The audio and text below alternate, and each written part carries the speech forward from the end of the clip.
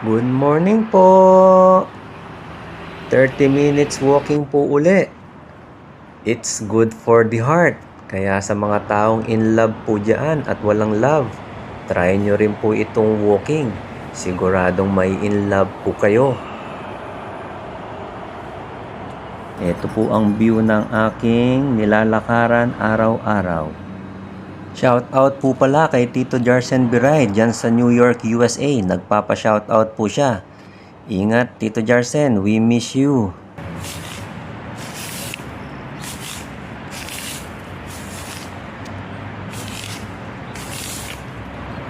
Ito po ang kanilang Dubai Metro.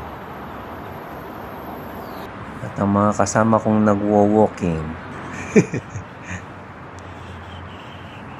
Sa susunod na video po ulit, magkita-kita po tayo. Enjoy watching!